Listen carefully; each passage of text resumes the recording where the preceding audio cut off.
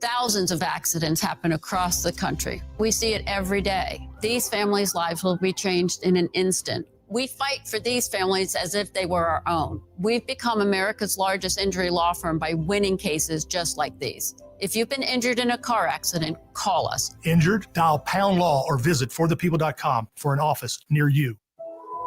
It's Halloween time, and the Disneyland Resort's 70th celebration is here. Spooky delights are brewing with spine-tingling cheer. A pinch of pumpkin, a dash of fright, a flicker of joy to paint the night. Watch as a giant Mickey pumpkin, a headless horseman, and happy haunts have a ball. Cars Land becomes Radiator Screams. Plus, there are seasonal favorites like Haunted Mansion Holiday and Guardians of the Galaxy, Monsters After Dark. Enjoy tricks, treats, and a ghostly invitation. This happy Halloween, join the Disneyland Resort 70th celebration. Halloween time, August 22nd through October 31st. Visit Disneyland.com or contact your travel advisor for important details. It's time to talk Grizzly. The air conditioner made specifically for Arizona summers. Alaskan AC introduced the Grizzly a couple years ago, and the reviews are pouring in. This one says, I love how quiet it is. I can hardly hear it come on, but I'm always comfortable. Another person writes, finally an air conditioner that can withstand the desert heat and dust. This one says, I like its fluffy fur and cute black nose. Anyway, if it's time to upgrade your AC, you can't do better than the Grizzly. Only available at Alaskan AC. People love it. Like this person who said, we live in an older home and the Grizzly keeps us comfortable in every room. Or this guy, we live just outside of town and the dust is horrible. Glad we have an AC that can take it. Or this one, he's so cuddly and has these adorable pads on his paws. Gary, I think you're on a different webpage. Gary, I think you're different. Learn more about the Grizzly at alaskanac.com. The UPS Store has high-quality, industry-approved packaging materials. So stop by and get 15% off packing materials and protect it with our pack and ship guarantee. Visit the upsstore.com/guarantee or a location near you for full details. AM 1060 KDUS Tempe Phoenix and KSLX HD2 Scottsdale Phoenix.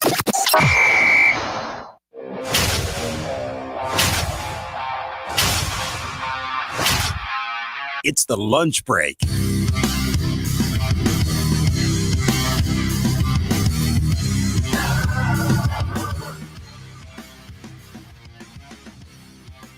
Setting the proper expectations for the Arizona Cardinals, what Torey has to do to potentially save his job, and is the risk worth the reward? All of that, the focus of our number one, the Wednesday edition of the lunch break right here on KDUS AM 1060. Chris Schubert here with you for the next 2 hours.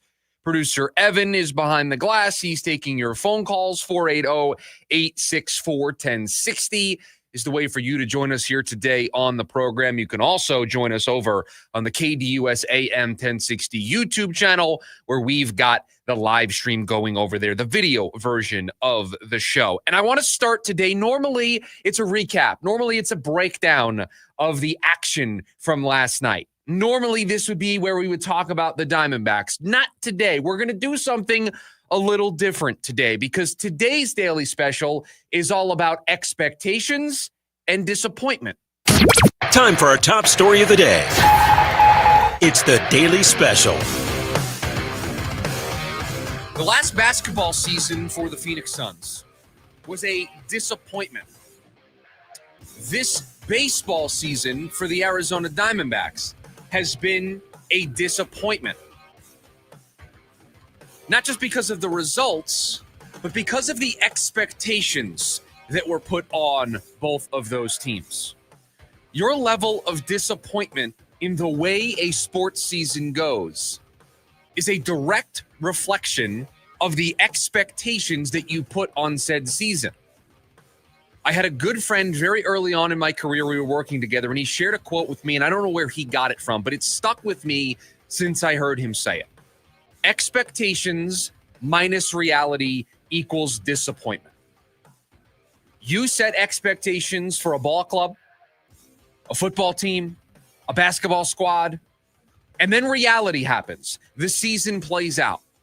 Those expectations, minus the reality of the way the season progressed, will determine how disappointed you are at the end. If you don't set super high expectations on a team, and the reality is that they're a good baseball team, a good basketball team, a playoff-bound football team, there's no disappointment.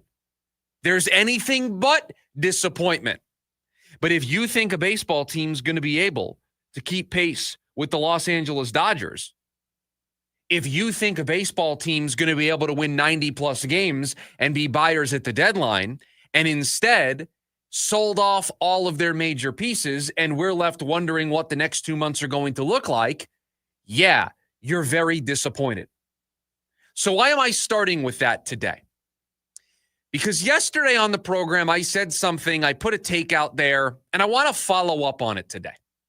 Because yesterday I said that if Matt Stafford is dealing with this back thing all season, if it is not a guarantee that he's going to be able to play 17 games for the Los Angeles Rams, and we learned yesterday that he had an epidural for that back injury. Now, the expectation is that he is going to practice here at some point this week, but it's been 2 months since he's done anything on the field for the Los Angeles Rams. And I said that if you can't count on Matt Stafford, then the door is wide open. The door kicked off its hinges for the Arizona Cardinals to be able to win the NFC West. I want to take it a step further today. I want to set myself up to be disappointed. Because we can't get to the reality part of this season yet until week 1 gets there, but we can set the expectation part of this formula. And I'm setting the expectations higher than maybe some of you are comfortable setting them at. So I am opening myself up today. I'm letting you know that I am prepared to be disappointed. I am setting myself up to maybe be more disappointed in this football team than you are. Because I'm setting the expectations on this team to win the NFC West.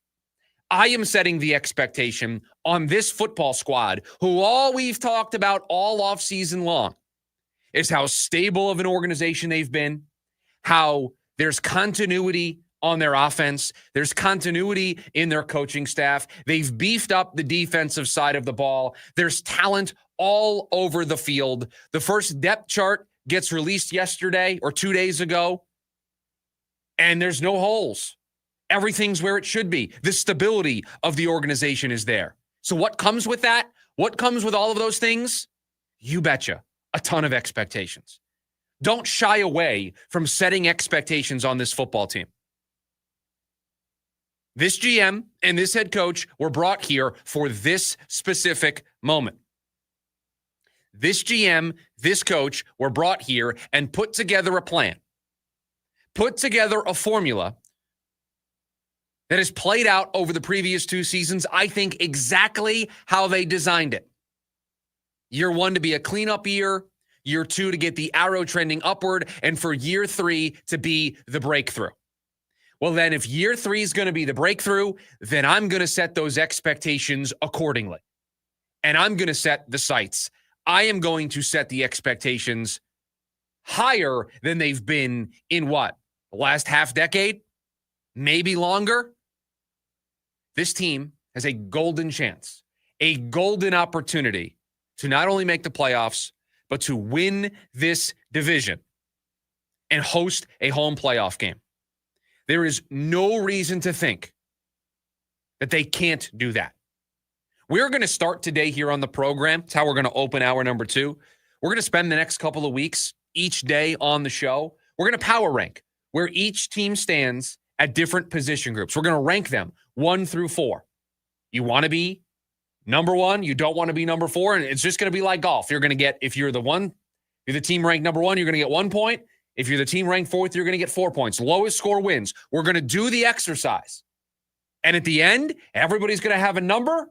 And that's going to be the way we think the NFC West stacks up on paper right now. I don't know where we're going to be When we get to that point, I don't know what the numbers are going to look like. I haven't thought that far ahead. But my guess right now is we're going to be very surprised with where we put the Cardinals because none of these other teams instill fear in me in the NFC West. None of these teams feel like they're going to run away with the NFC West. So if nobody scares me, if nobody's going to run away with it, why can't it be the Arizona Cardinals? And I know it is a prove-it year for many. It is a breakthrough year for many. And some of you out there today probably don't want to jump into the deep end of the pool with me because you don't want that disappointment that I mentioned at the top of the show. You don't want to set the expectations high because you've seen this story before and it ends in disappointment. I'm asking you today to potentially jump into that deep end of the pool with me and set the expectations for this extremely talented football team, this extremely well-coached football team, this football team that should be playing meaningful football games in December, meaningful football games in January, and yes, hosting a home playoff game when the postseason rolls around. Expectations minus reality equal disappointment. Sign me up for potentially to be massively disappointed. That's how strong I believe in this team. That's how talented this team is defensively. That's how talented I think this team is offensively. Room for growth from last year? Absolutely. If they don't grow, guess what? I'm setting myself up for disappointment. I am setting myself up to feel like we all felt a couple of weeks ago when Josh Naylor got traded to Seattle. How we all felt last week when Merrill Kelly got traded to Texas. When Eugenio Suarez was traded to Seattle. How we all felt when the trade deadline rolled around in the NBA and we all looked at each other and realized the Suns aren't even going to make the play-in tournament. We don't have to look far to see that when you set the wrong expectations or you set super high expectations, how it ends in disappointment. But do you want the flip side? Do you want the flip side of not having any expectations going into the season and reality creating something that you didn't expect, something that you just hopped on board with and you got to enjoy the ride? The Arizona State football season from a year ago.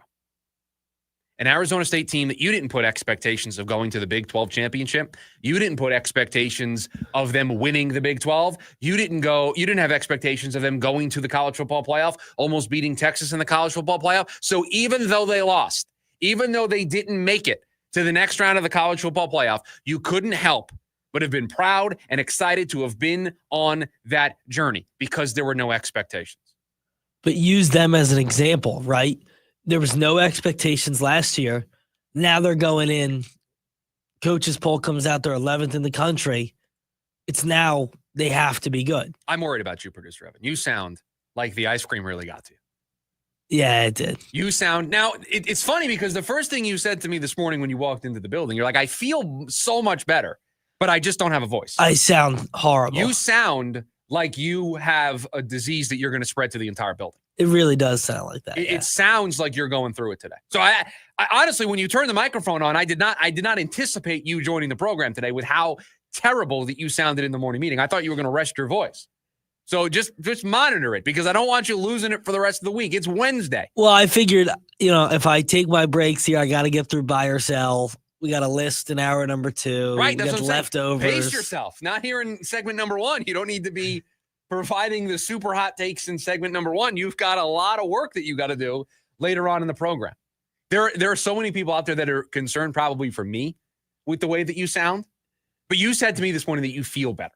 I do. I feel better. Yesterday, you did not feel great. No, I felt horrible. Today, turning a corner. But that's part of this job that sometimes can be frustrating is that when you're sick, it doesn't matter necessarily how you feel. It's how I sound. It's how you sound.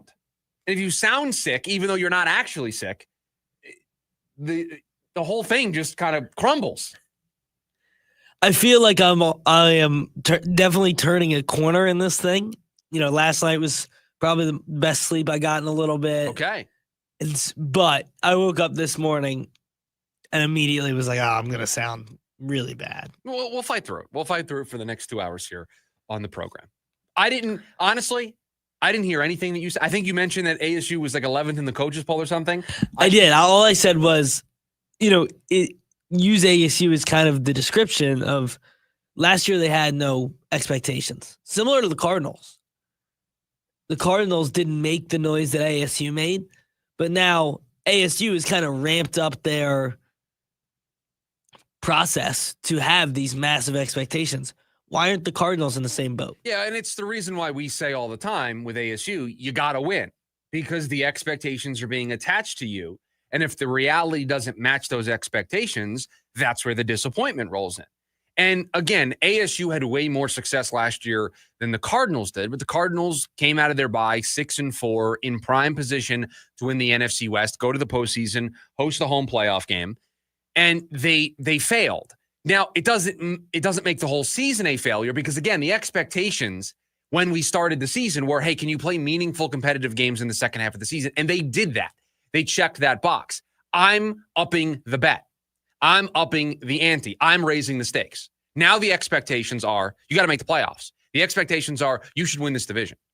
That's how open I think this division is. And now maybe when we do the exercise here over the next couple of weeks, my mind will be changed by going position by position and ranking all of these teams. But right now, I don't see why you can't set the expectation today as, the Cardinals should be battling for the division. They should be in the mix to win this division. And they can win this division. The Rams, question marks at quarterback. 49ers, question marks all over the place. Seattle, I'm still not sold on Seattle in year 2. I don't think the quarterback decision that they made to go to Sam Darnold is going to work out. So that's why I'm setting the expectations where I'm setting them for this squad. And I am willing to be disappointed.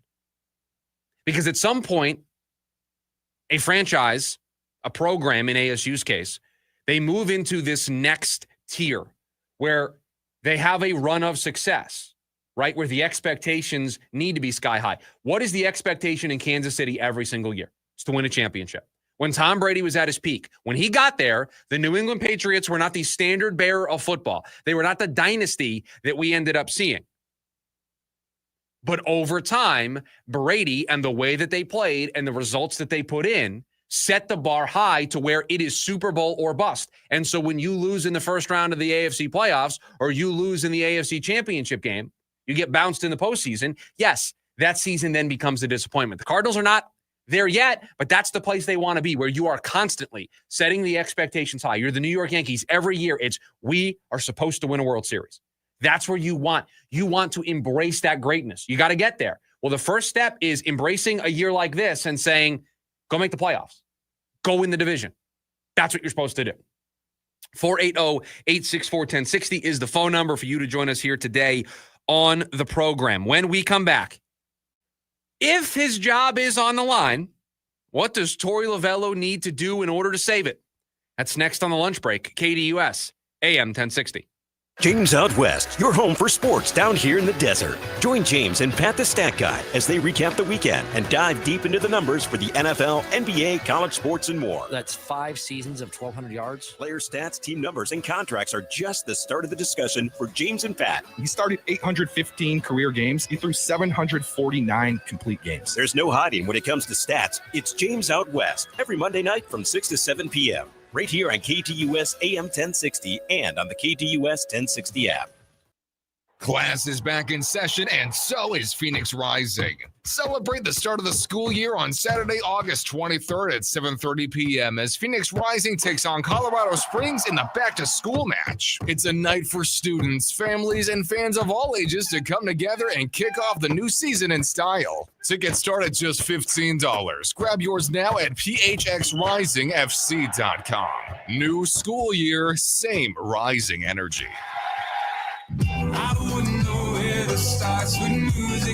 Hosier presents the Unreal Unearthed Tour 2025, live in Phoenix. Talking Stick Resort Amphitheater, October 7th. With special guest, Amble. Get tickets now at livenation.com. The #1 album, Unreal Unearthed, is available everywhere. For more, visit hosier.com. Things are heating up, but the deals at McDonald's are very cool. Get any size soft drink or sweet tea for $1.39. Whether you reach for a crisp Diet Coke, ice cold Sprite, or fruity Fanta Orange, you've got options. There's a size for any occasion, like a quick sip in the car, an afternoon energy boost, or the perfect add-on to a meal. So swing by, cool off, and grab a summer sip with a $1.39 refreshment. Only at McDonald's. Ba-da-ba-ba-ba. Prices and participation may vary. Cannot be combined with any other offer or company. Diet Coke, Fanta, and Sprite are registered trademarks of the Coca-Cola Company. This fall, choose Primavera Online, and you'll be choosing a school with flexibility, personalized support, and an award-winning curriculum that's over 20 years strong. Now enrolling grades K to 12 at chooseprimavera.com. Fulton Homes is bringing legendary Fulton quality back to the West Valley. Explore 4 exceptional West Valley locations with more standard features and thousands of ways to personalize your home. Find out why people buy Fulton Homes over and over again. Fulton Homes, you're proud to own, we're proud to build.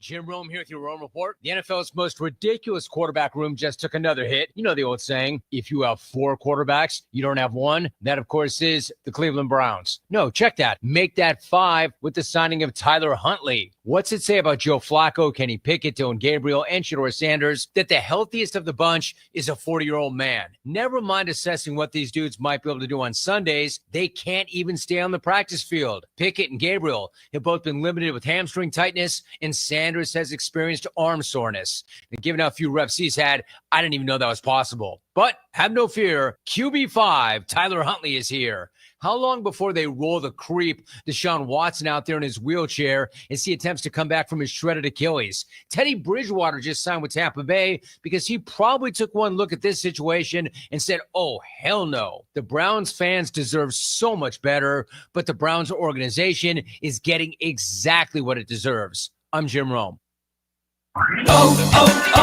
O'Reilly. Check engine, ABS, or maintenance light on? Take the guesswork out of your warning lights with O'Reilly Veriscan. The service is free and provides a report with solutions verified by ASE certified master technicians. And if you need help, we could recommend a shop for you. Ask for O'Reilly Veriscan today. O'Reilly Auto Parts. This is the story of the one. As a lineman, he does whatever it takes to keep the power on in his community. And he wants a partner like Grainger who does the same. Grainger offers the professional-grade products he needs, from voltage detectors to harnesses to hard hats, plus fast, dependable delivery, so he can rise to every challenge. Call 1-800-GRAINGER, click Grainger.com, or just stop by. Grainger, for the ones who get it done. Attention all clones. The Jim Rome Show is here for you every day here on KDUS AM 1060. Lots to get done. Welcome to the program. Listen in as Rome dives into the biggest sports headlines of the day. From final scores, player contracts and trades, team prospects, and even a spicy take or two. The Jim Rome Show, 1 to 4 p.m. every weekday here on KDUS AM 1060. That's the trick. Online at KDUS1060.com and on the KDUS 1060 app.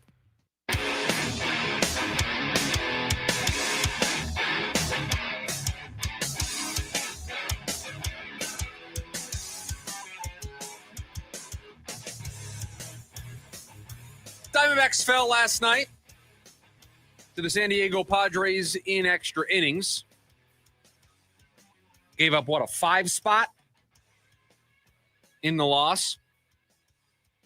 And I'll talk about Torey Lovello here in just a second and what he needs to do over the rest of this season to keep his job, if his job is in jeopardy. I'm still on the fence with the idea that his job is truly, seriously in jeopardy at the end of this season, despite him going into what would be the last year on his deal. Would not be the first time that he started a season as a lame duck manager. But before we get to that, one brief thing from last night's game that I want to touch on. If you get a game into extra innings as the home team, and the Diamondbacks rallied for 2 in the 8th off of Mason Miller, Gurriel with multiple home runs last night. Good to see him have some power for the squad.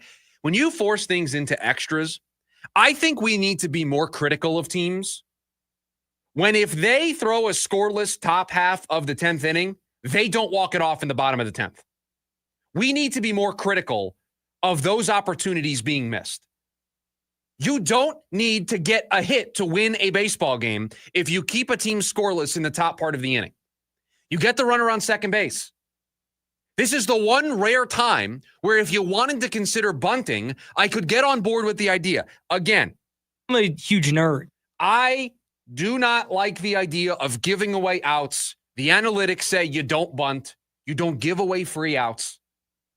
But in a game, and the reason why you don't give away outs, and the reason why analytics say to not bunt, and I don't know how well this has ever been explained to people who are maybe against analytics and against those of us that think bunting is bad. But the idea behind not bunting is by giving away an out, you're missing a chance to score runs. And the idea is that over the course of 162 games, the more runs you score, the more baseball games you're going to win. So I'm not going to trade outs for runs. I want to try to score as many runs as possible because you are playing the long game. You are not looking at it just as the 9 innings or the 1 inning that's directly in front of me. But in the case of last night, it's the rare time where a bunt makes sense because it's the bottom of the 10th. There is no inning after this one if I score the run. 1 run is all I need. I just need to add 1 run to my tally and I win the baseball game. A bunt, a sac fly, and we're out of here. Game over. Diamondbacks win. We're not talking about Woodford giving up a 5 spot in the 11th. We're not talking about the Diamondbacks dropping this game in extras. Instead, we're talking about a team that won their 4th straight game. Now, it doesn't matter. Post-trade deadline, the team was sellers. This isn't going to be the thing that keeps them out of the postseason. But overall in baseball, we need to start being more critical of teams that don't win in those spots. We need to understand that your win expectancy, when you as the home team in extras with the free runner don't allow a run at all, you should win every single time. Every single time. If you are the road team, we've said this plenty of times on the program, it's not about just scoring the 1 run. You need to score the 2 runs because of how easy it is to get that ghost runner in from second base. So consider this me standing on the soapbox today, that as a baseball society, we need to be more critical of a team that in the bottom of the 10th, after holding the other team scoreless, they don't win and we play more baseball. Because then you see what happens. You give up a 5 spot, game over. That doesn't happen if in the bottom of the 10th, after they intentionally walk Ketel Marte to get first and second, you move the runners over and then you drive them in with a sac fly. Or a base hit probably wins you the game. So we need to be more critical of spots like that. But the Diamondbacks, since the deadline, 3-2, since trading away a lot of their players, picked up a series win over the weekend in Sacramento, got off to a good start in the opener of this series against San Diego. Even last night, battled back to force the game into extras. There are some good things that are happening for this ball club.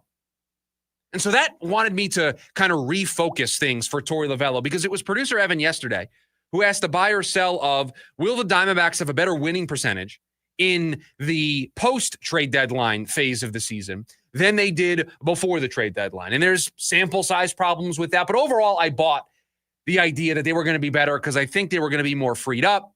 You're going to play some teams that it's September. They might not have anything to play for. They might be thinking about vacation. You may be thinking the same thing, but you got a lot of players that are competing for spots. Who's going to be first base next season? Who's going to be at third next season? A lot of questions of who's going to be in this bullpen, who's going to be in this rotation. You got guys fighting for spots. It's the reason why Mike Hazen gave the speech that he gave to the team on Saturday after the trade deadline, talking about how important it is for some of those players in that clubhouse. So that got me thinking. If Torey Lavello does do that, they have a better winning percentage post-trade deadline.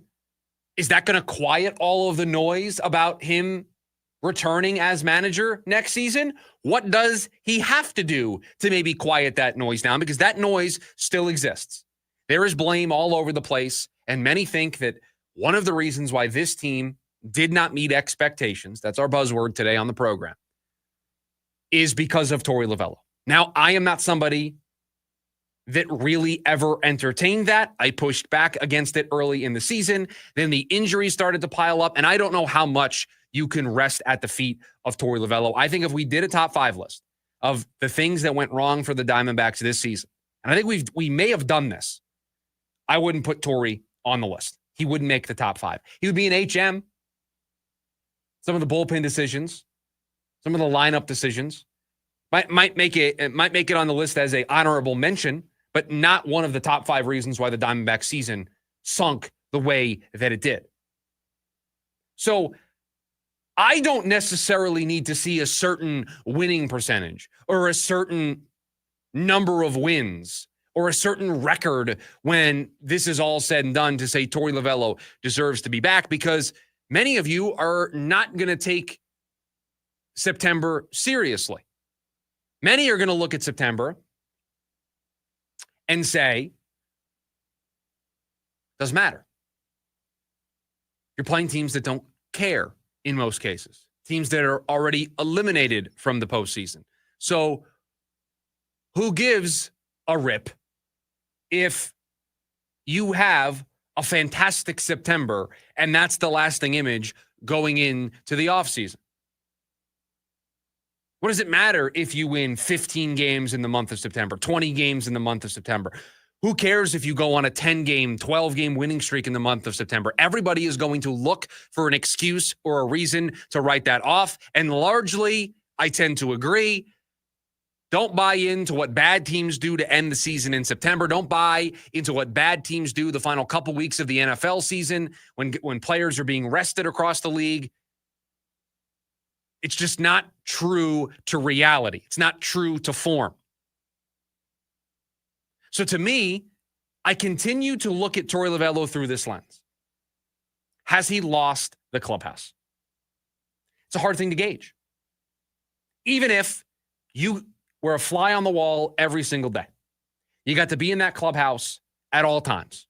You got to follow the team. You were a member of the Diamondback staff. They didn't know you existed, and you can see every single thing that happened between now and the end of the season. I still don't know if you'd be able to say one way or the other that Torey Lovullo has lost the clubhouse.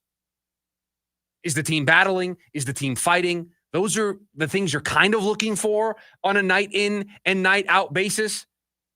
But at the same time, could you blame anybody for maybe giving up here after selling at the deadline? It's the reason why Mike Hazen gave the speech that he gave, because he felt like he needed to make sure that these guys, this group, galvanized and didn't just pack it in for the next 2 seasons. And so far, so good. 3-2 in their first 5 games since the trade deadline. Series win over the weekend. They've played 2 competitive games. I know what the final score of last night's game looked like, but they battled back. Home run off of Mason Miller to force things into extras. They're fighting. They're playing hard, energetic baseball. Did you see that was since they've started keeping track of pitch speeds in 2008, that was the hardest pitch that's ever been hit for a home run, 104. Well, Mason Miller throws the ball pretty hard. So, yeah, not surprised that it would be Mason Miller who was the answer to that trivia question. And good to see Gurriel with multiple home runs in the game last night. They need that power without Naylor, without Suarez, waiting for Lawler to come up, right? You need another source of power. Gurriel has had an up and down, mostly down season here this year. So good to see him potentially maybe getting hot here as the season ends, because there's a pretty big decision for him. He can opt out at the end of the season if he wants to. And I don't know if the Diamondbacks will have him back, if they want to have him back. So a lot of question marks surrounding this team over the final 2 months. Opportunity. That's what these 2 months are about. They're all about opportunity. 480-864-1060 is the phone number for you to join us here today on the program. When we come back, the starters, they're going to play on Saturday. Is the risk worth the small reward? That's next on the lunch break. KDUS AM 1060. Ready to tackle each morning with the best sports information coming at you? I'm going to take a logical approach. Get that weekday mornings on KDUS AM 1060 from 6 to 9 a.m. with the Dan Patrick Show. Dan Patrick, the Danettes, sports icons, sports legends, celebrities, poll questions. The Dan Patrick Show has it all. It's a crapshoot. Be sure to lock your dials to AM 1060 or 100.7 HD2 from 6 to 9 a.m. Mornings just got better. This story is about us. Cocomelon.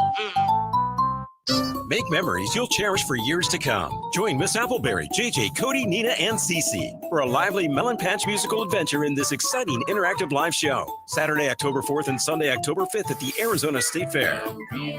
Sing along. Dance along. Play together. Tickets on sale now at azstatefair.com and include Arizona State Fair admission. It's a celebration of connection and childhood wonder. Coco Melon Sing Along Live inside the Coliseum at the Arizona State Fair. Hey, it's Austin Clark, owner of Moxie Pest Control. You know, most pest control companies use the same products we do. That's not the difference. But what is the difference is how we treat people. At Moxie, kindness counts, and it shows in every visit, every conversation, and every one of the 6,500 plus 5-star Google reviews our customers have written. Our field experts aren't just trained to handle pests. They're trained to treat your home, your family, your pets, and your time with the kind of respect you deserve. And our services come with a pest-free guarantee. Our methods and service just work better because our people are better. So if you want a pest control company you can trust in and around your home, give us a call. We offer same-day services in most cases, and we'll even give you 50% off your first service when you call. Call 888-MOXIE-10. That's 888-MOXIE-10. Moxie Pest Control, the highest and most reviewed pest control company in Arizona. A noisy garage door is a cry for help that often requires only simple maintenance. However, if left untreated, could lead to costly repairs. Hi, I'm Tommy Mello from A1 Garage Door Service. Don't wait until a simple garage door repair becomes a major problem. If your garage door is noisy, if bugs are getting in, or if it struggles to open, your garage door is in need of repair. From simple repairs to upgrades, it's A1 from day one. We fix garage doors fast and with quality parts designed to last a lifetime. Our springs, rollers, and openers are tested by running them up and down, open and closed all day, 24/7, so you can feel confident with every A1 garage door repair. Replacing the bottom rubber on your garage door can have a huge impact on the number of bugs you see in your garage and in your home. Keep those creepy crawlers outside by calling A1 Garage Door Service today and receive the best service, best parts, and best warranty in the industry. A1Garage.com. A1 from day one. Call today and take advantage of our $29.95 tune-up special. You want to see the ring? Here, I have a picture. Wow, look at you. I know, right? Went to Hellsberg and customized the whole thing. Oh, yeah? Yeah, well, I showed them all her inspiration photos, picked the setting, the diamond. It's actually pretty fun.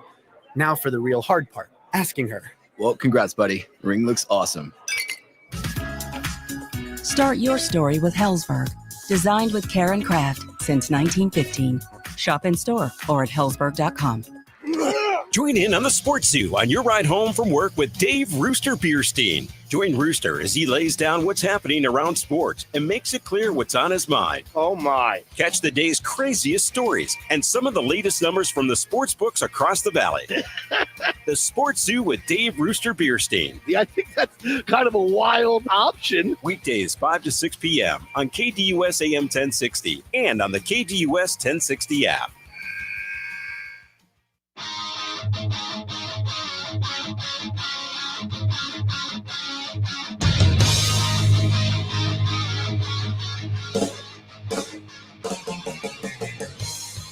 This Saturday,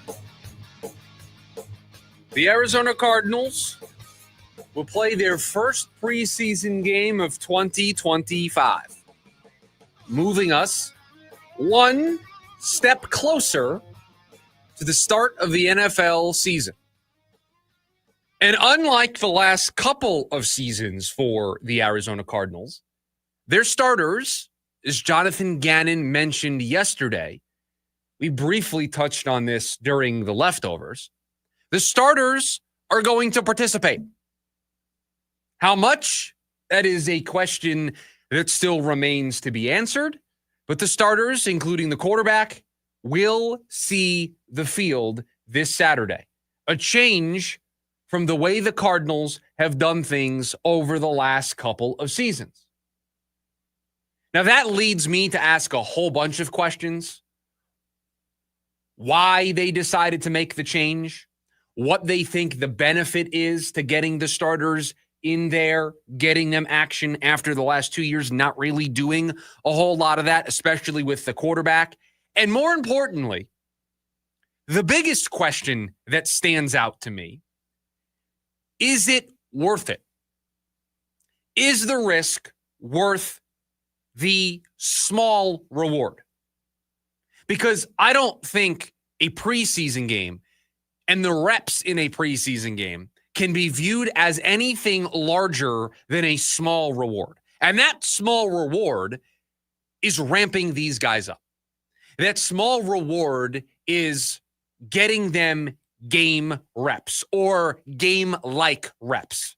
It is a preseason game after all. But you certainly can't replicate a full stadium, crowd noise, plays getting called into your headset, the feel of being in an actual game, whether it matters or not. It's hard to replicate that on the practice field. 7-on-7, 11-on-11, working on your red zone drills. That's great. Those are reps that get you ready for the season. It's different when you're running that red zone package in a preseason game and the other team on the other side is playing just as hard as you are. There is a risk that comes with this, though. There's a risk anytime you step on the football field that an injury could happen. And so do you want to run that risk of somebody that is a key part of what you are trying to do this year, a key part of your team, to potentially run the risk of getting hurt? Now, Michael over on the KDUS AM 1060 YouTube channel says that the Cards have been coming out flat for the last couple of years, so it's a good idea.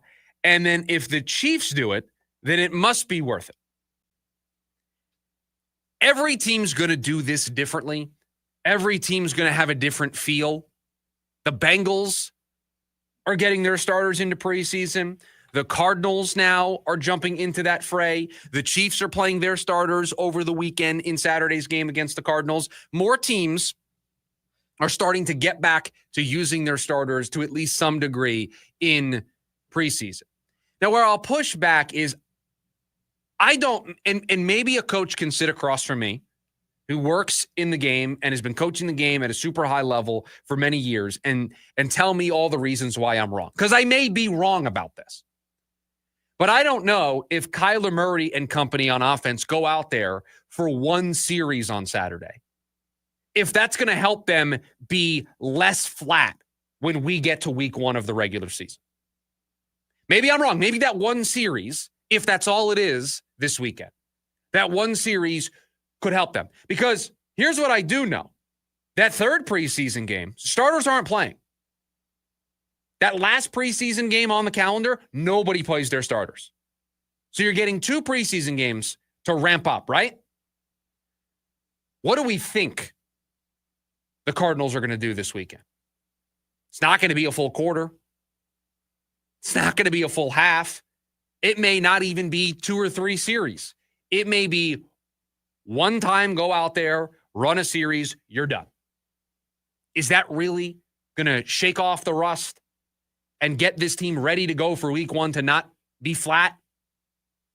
See, being flat in week one of the regular season is not an excuse I'm willing to hear.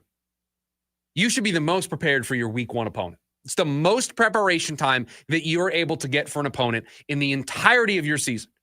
Being flat to start the season is honestly unacceptable. You should be most prepared, most amped up for the start of the season. So I do not accept coming out of the season flat, preseason or no preseason. So the Cardinals are going to roll the dice a little bit this weekend because there is a risk. They're going to roll the dice. They're going to play their starters. To what level? We don't know. And they're going to get these guys some action. Do I think there's a small benefit to at least getting out there and running that series? Yes, because you can't recreate that on the practice field. Do I think it's going to be the difference between the Cardinals making the postseason and not making the postseason this season? No.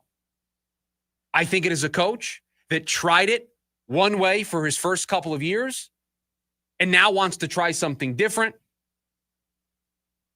and wants to see how this goes. That's really what I think is at the bottom of all of this.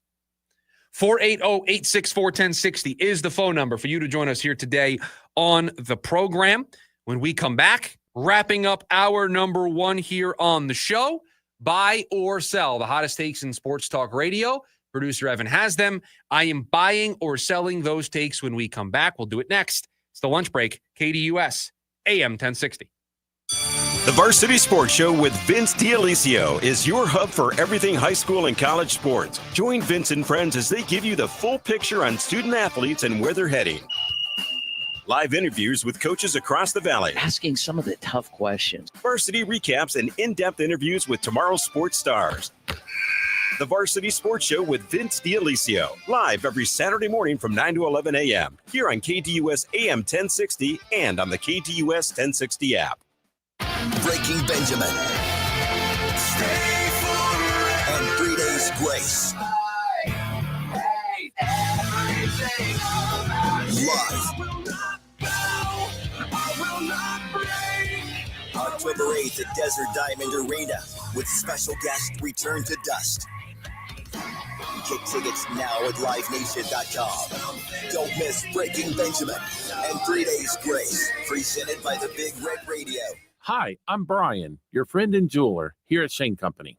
Come on in, feel at home, and let's find your dream engagement ring. I'm proud to work for a company that puts customers first and lets them shop the way they want to. See, we believe shopping for an engagement ring should be fun without any of the pressure. We don't work on commission, so finding your dream ring is truly on your terms. We'll be right by your side as your friend and jeweler to help you find a ring more beautiful than you imagined and stick to your budget too. We have all of the styles and all of the smiles. You can even watch our in-house jewelers working their magic inside your neighborhood store. It's that kind of care and craftsmanship that makes Shane Company's free lifetime warranty the best in the business, saving you thousands over time and giving you peace of mind. No appointment necessary, or check us out at shaneco.com. Because a friend knows when you're ready, you're ready. Shane Company, your friend and jeweler.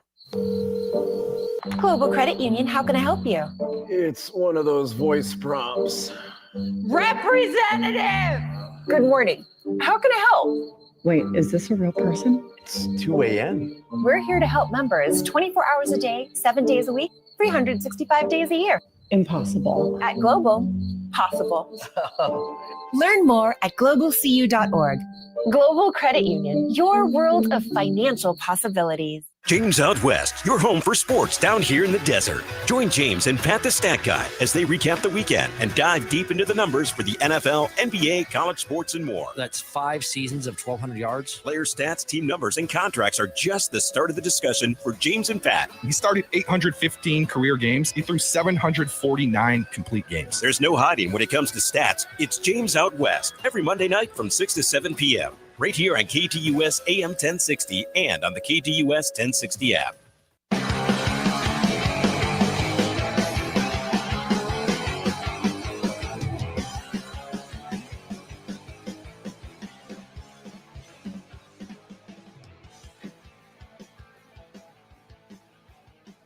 Wrapping up hour number one here on the lunch break, KDUS AM 1060. Make sure you download the KDUS AM 1060 app.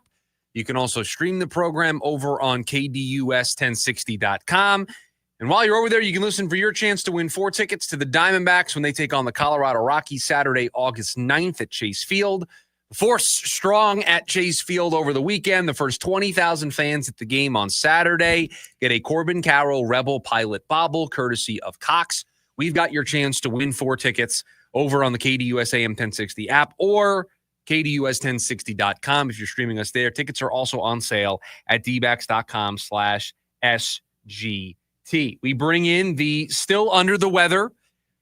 Call this his flu game. Producer Evan, buy or sell, the hottest takes in sports talk radio. I am reacting to those takes, buying or selling those takes. I'll try to do a lot of the heavy lifting here for you. You can save that voice. Take it away, my friend. The D-backs will try to make one semi-big addition in the offseason to help in 2026. I think Mike Hazen will look to be selectively aggressive. I think he will look to be opportunistic, is probably a better word to describe the way I think Mike Hazen's going to attack this offseason. Last year, they spent the big money. They gave out the big contract. They were the mystery team on Corbin Burns. Do I think they'll play in that end of the pool with this free agent class? I think I'd be surprised if that's what they did. But maybe there's a player who sets his market way too high and it starts to come down a little bit. Bunch of teams are out. Could he then swoop in there? And I know mentioning this contract is going to make some of you maybe drive off the road. They could do what they did with Jordan Montgomery and just hope that it pans out better, right? That was a good signing in the moment. Guy just came off of being super successful in winning the World Series. He's available. The Diamondbacks need to add a starter. He's there way long after most of us thought he would be there in free agency. And the Diamondbacks said, you know what? We could use a starter. We'll sign you. They took advantage. That's what I think Mike Hazen will do. So semi-big move. I think I'll sell the idea that there's a semi-big move in the cards for the Diamondbacks this one. Wins and losses won't matter for Torey's job security. Bye. I don't think there's a mandate from above that the Diamondbacks have to have a certain record at the end of the season, or they have to play a certain type of way here in August and September. I think when we get to the end of this season, the one question that Ken Kendrick and Mike Hazen and Torey Lovello all are going to have to answer: does this clubhouse still play hard for Torey? Does this clubhouse still respect Torey? Are they willing to go to bat, run through a wall for their manager?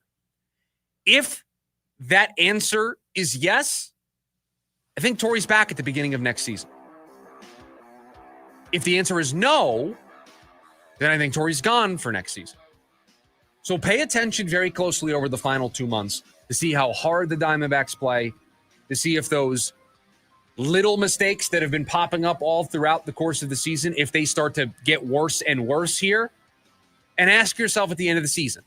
Again, for those of you that are going to look at this fairly, for those of you that haven't already made up your mind, and there are some of you that are already done with Torey and want him gone, and I don't think anything I say here is going to convince you to change your mind. But if you're still on the fence, watch the final 2 months of the season, or if you don't want to watch the whole 2 months, just keep tabs. Every morning, watch the condensed game on MLB.com. Keep yourself up to date with what's going on. And at the end of the season, ask yourself this question: do you think the players still respect their manager? Do you think the players would go to battle, go to war for their manager? Answer those two questions, and it tells you everything that I think you need to know about Torey's future. Moving to the Cardinals, if Matthew Stafford isn't healthy, it could take 10 wins to win the division. Bye. It may take less than that. It may take 9 wins to win the division if Matt Stafford isn't healthy. With Matt Stafford healthy, it may only be 10 wins. The Rams last year got off to a really slow start, and then they dug out from underneath that slow start, finished the season really strongly, and I think they've gotten better here in the offseason, but they didn't go from barely winning the division to, they're going to win 13 games next season. I don't think it's that. We briefly touched on the first half of their schedule, or the first couple weeks of their schedule. I think it was yesterday on the program. And you could very easily see a world where they start the year 2-2. They draw Houston in week 1. That's a tough matchup. Houston's going to be a solid team, really good defensively. So I think 9 or 10 wins is going to probably be what takes this division anyway. And without Stafford, I think the Cardinals can be right there. I'll buy. I think that the Rams have a really difficult schedule, and I think that could play into the Cardinals' favor, just playing a second-place schedule. Well, the Cardinals are playing a third-place third-place schedule, technically, yeah. Because Seattle finished in front of them. So they're playing a third place schedule. The team that I would be most scared of using that barometer is the 49ers getting to play a fourth place schedule, because they are, as much as I'm not a big believer in them, they are better than a fourth place team. 100%. They're not a fourth place team. They But just got unlucky last year, had some injuries go against them, and they just underperformed. we are both not believers in Not what they have. believers. Real quick before you get to the next buy or sell, John over on YouTube says, is the manager teaching enough fundamentals? It is not the big league manager's job to teach fundamentals. It's not. It may be the manager's job in Little League. It may be the manager's job in middle school or in high school or in college to work and teach those fundamentals. You as a franchise put together a player development plan. You hire coaches at every single rank. High A, low A, your developmental leagues, the Arizona Fall League, all the levels of the minor leagues, and you put together a plan, you put coaches in place to teach and develop those fundamentals so that when they get to the big leagues, they're ready to go. Maybe a controversial opinion, but it is not Torey Lovello's job to teach these players at the big league level the fundamentals. It is the minor league system's job to get them big league ready. Please continue. The Cardinals starters will get more than one series on Saturday. Jonathan Gannon said he knew roughly how much the starters were going to play on Saturday. Would not give away that answer. Not sure we need the gamesmanship from preseason there, Coach. You can maybe just be a little honest with us. How much of my Saturday I'm going to have to devote to this? Please? I may want to go see a movie. Could you just loop me in on what's going on here?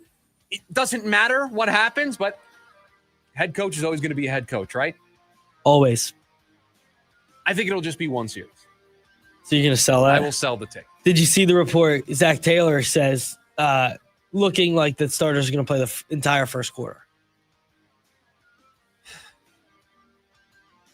With that in mind, do I think the Cardinal starters are going to play the whole first quarter? Doesn't feel like it. Doesn't change your opinion at all. It might, but let me ask you from a vibes perspective. Does it feel like the Cardinal starters are going to play the whole first quarter? They might. I don't know if it'll be the whole first quarter. If they go 3 and out, the offense is going to come back out there. So you think a 3 and out, they'll play another series? I do. I think they'll have to get a.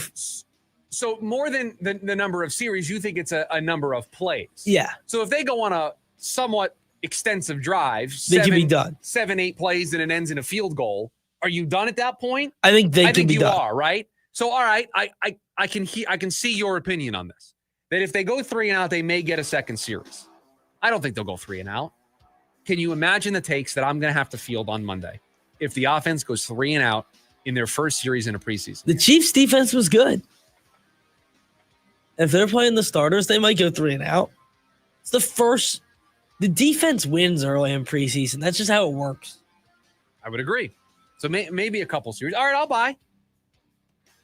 The Cardinals are playing their starters because they know they have to take advantage of the early part of their schedule. Oh, this is interesting. I do think that the early part of their schedule is where they need to take advantage because I think they need to run up the win total early because I think wins are going to be hard to come by in the quote-unquote second half of the season, right? Post-bye week. I do think it's going to be more challenging. There are wins on their schedule. There are games that, while challenging, they can still win. It's just harder. I think, if I remember correctly, and it's been a long time since we did this, when we did the win-loss game, I remember sharing a statistic that the Cardinals were favored in like 7 of their first 9 games or something like that. Like, it was super advantageous for them early. I think Jonathan Gannon knows, despite the easiness or difficultness of their schedule at the start of the year, however you want to look at it, getting off to a good start buys you margin for error, right? It allows you to have that slip up. And I think he understands if we get off to a hot start, last year they didn't. They had to dig out of a 2-4 hole. Get off to a hot start. You buy yourself that wiggle room if you have that little lull in the middle of the season, and you set yourself up for the second half. So I'll buy it, I guess. Hour number 1 of the program in the books. We start hour number 2 of the program, power ranking the NFC West and their coaches. That's next, the lunch break, KDUS AM 1060. AM 1060 KDUS Tempe Phoenix and KSLX HD2 Scottsdale Phoenix. Global Credit Union, how can I help you? It's one of those voice prompts. Representative! Good morning. How can I help? Wait, is this a real person? It's 2 a.m. We're here to help members 24 hours a day, 7 days a week, 365 days a year. Impossible. At Global, possible. Learn more at globalcu.org. Global Credit Union, your world of financial possibilities. Judas Priest and Alice Cooper. Mr. Nice Guy. The Metal Gods, Judas Priest. The Godfather of Shock Rock, Alice Cooper. October 22nd, Talking Stick Resort Amphitheater with special guest, Corrosion of Conformity. Get tickets now at livenation.com. Presented by 100.7 KSLX, part of the America First Credit Union Concert Series. I'm Kimberly, I'm Ken. and we're the Owens family. I love living next to my parents because when we lived 10 minutes from them, sometimes I would dread a phone call coming because I wouldn't know if my mom was like, okay, your dad fell. He needs help. Can you get here right away? Now, since they're right next door, if anything happens, I can be there within a matter of minutes. Photo home communities are wonderful. It's a very comforting feeling. You know, it's kind of seems to be a sense of family, you know, which I think everybody wants. And so, you know, when you have that opportunity to live in a situation like that, it's everything. We're always trying to get our friends and families to move over here. We would recommend Fulton Homes to our friends and our family. And we have recommended Fulton Homes to our friends and our family.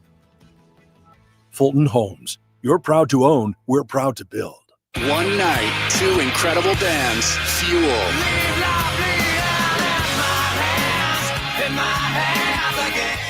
Lit. Ignited We Stand Tour 2025, Saturday, August 23rd, the Edge Pavilion in Laughlin, Nevada. Get tickets now at Ticketmaster.com. Don't miss Fuel and Lit together live. Brought to you by the Edge Pavilion in Laughlin, Nevada. Jack here. My bonus Jack combo starting at $3.99 comes with fries, a drink, and a burger with 1, 2, or 3 patties. It's a meal that'll actually make you happy. Starting at $3.99. Get so much more. Welcome to Jack in the Box. Plus tax. Limited time only. Price and participation may vary. AM 1060 KDUS Tempe Phoenix and KSLX HD2 Scottsdale Phoenix.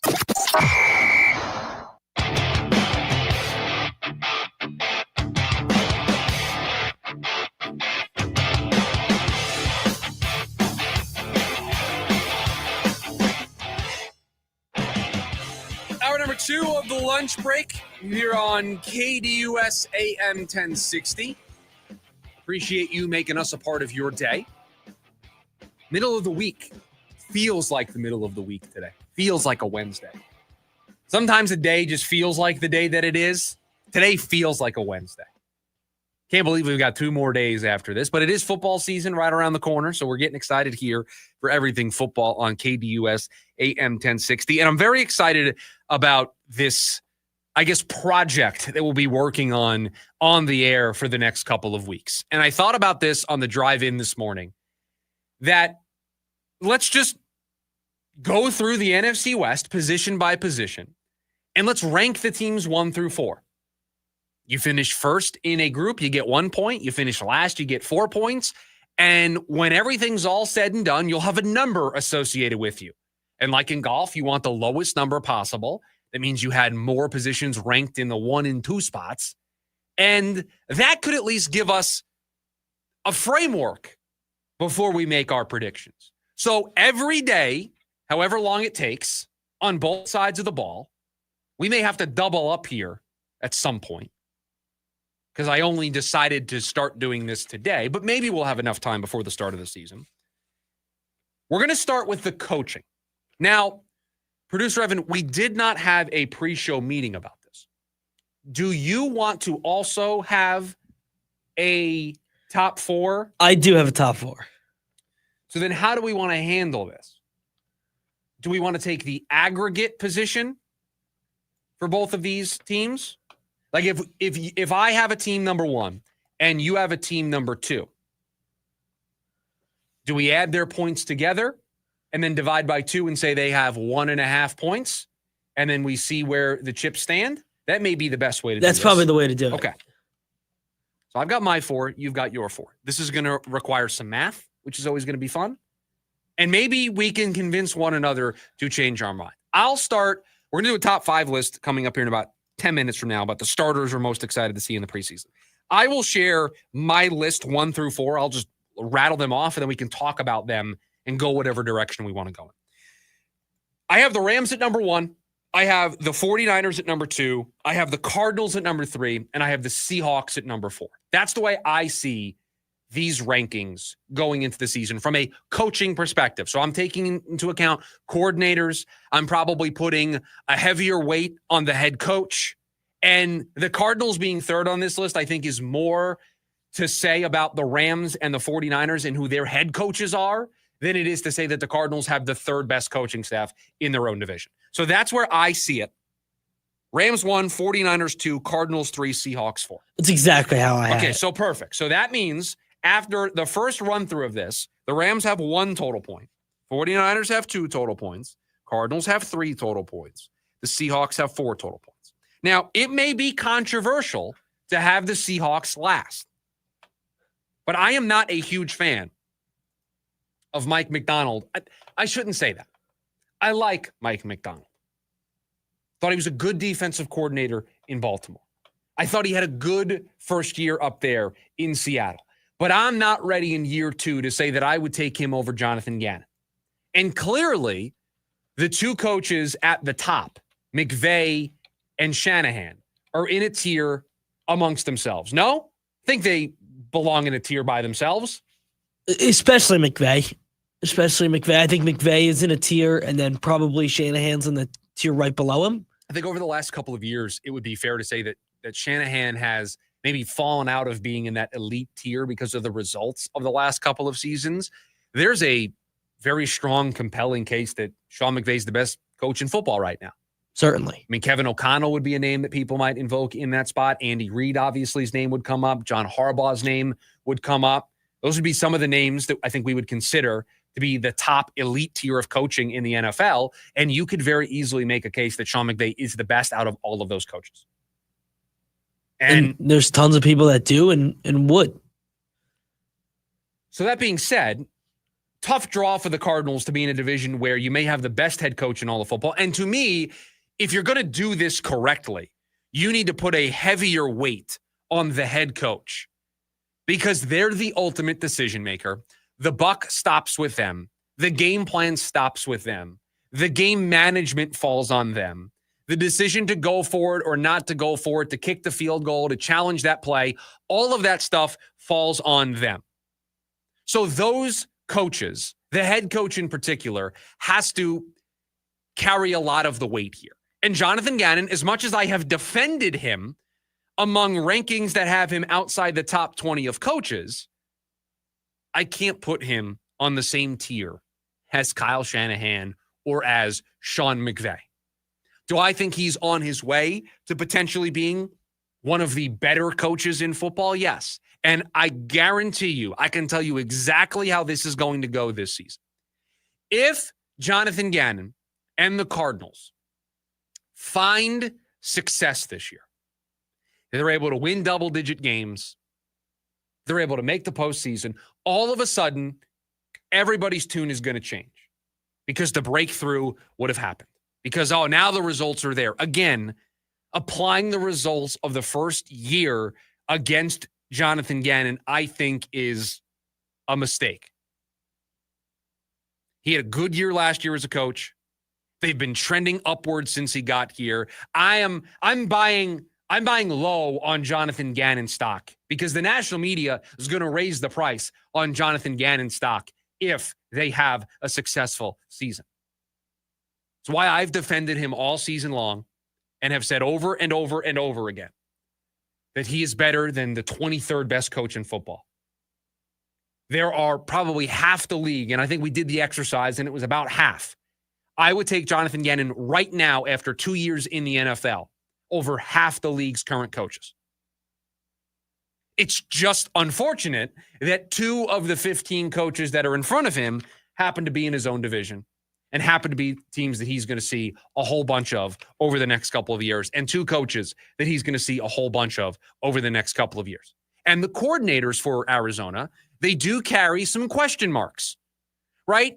In both LA and San Francisco, they have offensive coordinators. We know who their offensive coordinators are. It's Sean McVay and Kyle Shanahan. And from a coordinator offensive scheme perspective, are there 2 coaches better, maybe Kevin O'Connell, than those 2?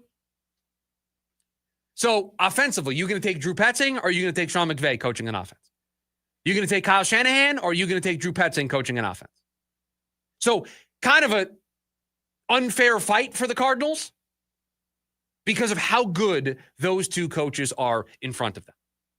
Now, I guarantee you, as we continue to go through this process, as we continue to every day add a new position and add more numbers to this list, that you're going to see the Cardinals, I think, break away from San Francisco, from Seattle, and get themselves to a place where it's them and the Rams at the top of this division. That's the way we've seen it all offseason long.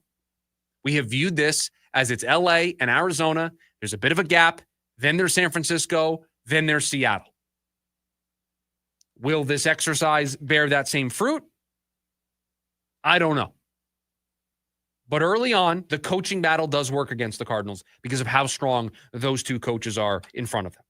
So LA 1, San Francisco 2, Arizona 3, Seattle 4. Producer Evan and I see it the same way.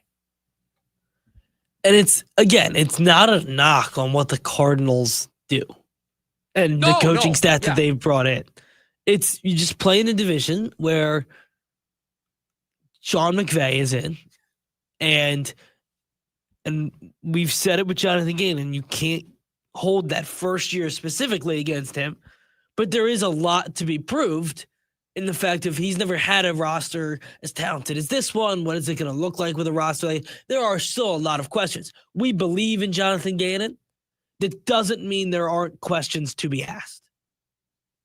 Oh, and absolutely. And I think because there are questions that you can ask about this Cardinals coaching staff and to an extent the Seattle coaching staff, and you don't have some of those same questions about the Rams. See, to me, what makes you a great coaching staff and what makes you a great head coach is I don't have a lot of questions about you. I don't worry about your in-game game management decisions, right?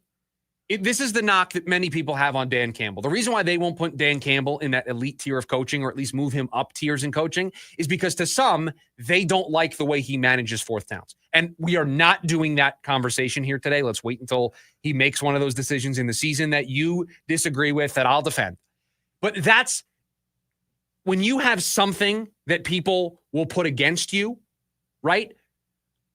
For Shanahan, the thing that works against him is those losses in the big games, right? That's the thing that's the knock against him. But nobody questions whether or not he can coach in the regular season. Nobody questions whether or not he can get a team prepared to win regular season football games, win a division, and get to a certain level in the postseason. McVay's been to 2 Super Bowls. Nobody questions the way he coaches in game. They don't question his 4th down calls. They don't question, can he win the big one? Those are the things you ask about a coach, right? Mostly those 2 guys answer those questions. So you don't worry about them. And when you don't worry about them, for the longest time, Andy Reid, the reason why he wasn't in that elite tier, could he win the big one? The coach that he is now in Kansas City, the same coach he was in Philadelphia. Offensive mind, one of the best at it, worked with a great quarterback in Donovan McNabb. But the question was, could he win the big game? That was the thing that was always held against him until he won the Super Bowl in Kansas City. So sometimes it's artificial what knocks a coach back. But in the case of McVay, won a Super Bowl, been to another Super Bowl, has rebuilt a team on the fly, has gone to a Super Bowl with 2 different quarterbacks. There's not much more you can ask out of a head coach. No. Hence why I think he's the best head coach in the game. Just checks so many boxes. And he's young and could, if he wanted to, do this for another 25 years. And I think for me, when I look at some other coaches, that's why I love Kevin O'Connell so much. I see Kevin O'Connell has flashes of what McVay has done. If Kevin O'Connell gets this Minnesota Vikings team to the postseason this year with J.J. McCarthy, after they had success with Sam Darnold and they said, we're good. Thanks, but no thanks. We'll let you go to Seattle. If he gets a rookie, technically second-year quarterback coming off of a major knee injury, was a bit of a question mark whether or not they should have taken him in the first round. If he gets that kid and that offense, they're not going to have Jordan Addison for the first couple weeks of the season. If they get that team to the postseason, I think you're going to start talking about Kevin O'Connell the same way you talk about Andy Reid and Sean McVay. Truthfully, even though he won't have the Super Bowl, it'll just be another masterclass coaching-wise from Kevin O'Connell. I mean, ESPN ranked him as their number one head coach, their number one coaching staff before the season because of Kevin O'Connell. So there's kind of this groundswell of momentum for him. And I think if he does it this year with McCarthy, because the reports out of Minnesota are a little iffy on how McCarthy's looking. So if he's able to turn it around and find success, then I think you're going to start talking about O'Connell as the best head coach in football. I think there would be no argument at that point. If he does it again? If he does it again. After doing it with Darnold? You do it with Darnold, who has had every up and down a career can have. Right. Then you go do it with a rookie coming off an ACL tear, or a second year coming off an ACL tear. Yeah. That'd be pretty impressive. Would be very impressive. So good for the Cardinals that they don't also have Kevin O'Connell in their division to coach against. But we're going to do this every day. We're going to take a position group. We're going to rank it 1 through 4. And at the end, based on that, we will be able to tell you who we think the best team in the NFC West is. So after the coaching, the Rams are 1, the 49ers are 2, the Cardinals are 3, the Seahawks are 4. We'll see how this plays out here over the next couple of weeks. Speaking of lists, we got a top 5 list because it is a Wednesday. And since the starters are playing in preseason, who are the 5 starters that we are most excited to see play on Saturday? That's next on the lunch break. KDUS AM 1060. Attention all clones. The Jim Rome Show is here for you every day here on KDUS AM 1060. Lots to get done. Welcome to the program. Listen in as Rome dives into the biggest sports headlines of the day. From final scores, player contracts and trades, team prospects, and even a spicy take or two. The Jim Rome Show, 1 to 4 p.m. every weekday here on KDUS AM 1060. That's the trick. Online at KDUS1060.com and on the KDUS 1060 app. Class is back in session, and so is Phoenix Rising. Celebrate the start of the school year on Saturday, August 23rd at 7:30 p.m. as Phoenix Rising takes on Colorado Springs in the back-to-school match. It's a night for students, families, and fans of all ages to come together and kick off the new season in style. Tickets start at just $15. Grab yours now at phxrisingfc.com. New school year, same rising energy. Phoenix, are you ready to ascend? Bring me the horizon. USA Ascension Program Part 1. Every sky will build, my friend. Taking over Footprint Center, October 2nd, with special guest Crawling from hell. Motionless in White, The Plot in You, and Amira El Fiki. On sale now at livenation.com. Bring me the horizon. Presented by the Big Red Radio. We're chatting with our guest, always safety first, 811 Megaphone Man. Call 811 before you dig. You never stray from your mission of letting homeowners, landscapers, and excavators know you should always call 811 before you dig. Call 811. Call for both small and big jobs. And 2 working days in advance? 811. Any parting words? And I'm guessing they will be. Call 811 before you dig. Brought to you by Southwest Gas. 811. The garage door springs that come standard with most homes don't last. And when they fail, it's not just inconvenient, it's dangerous. Hi, I'm Tommy Mello at A1 Garage Door Service. Our springs are the toughest in the industry, backed by our lifetime warranty.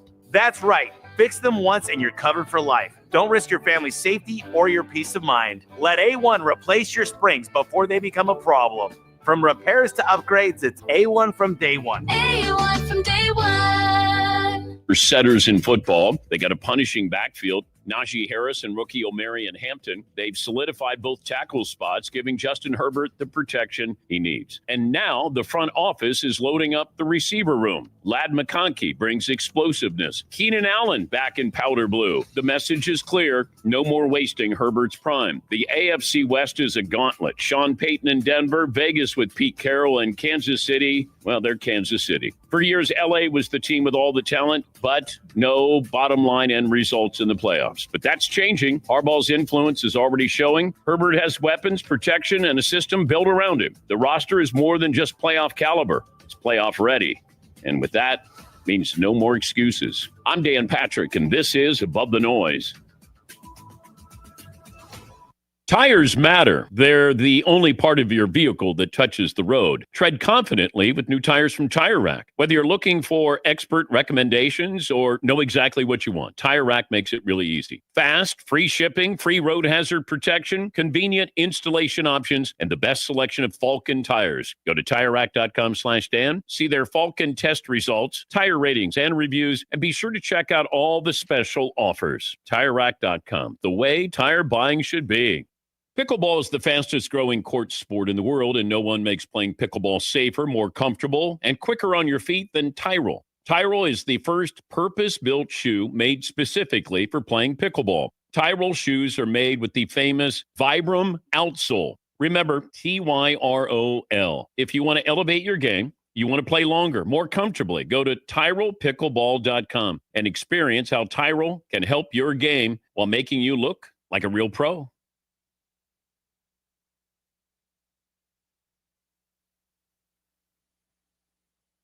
Ready to tackle each morning with the best sports information coming at you? I'm going to take a logical approach. Get that weekday mornings on KDUS AM 1060 from 6 to 9 a.m. with the Dan Patrick Show. Dan Patrick, the Danettes, sports icons, sports legends, celebrities, poll questions. The Dan Patrick Show has it all. It's a crapshoot. Be sure to lock your dials to AM 1060 or 100.7 HD2 from 6 to 9 a.m. Mornings just got better. This story is about us.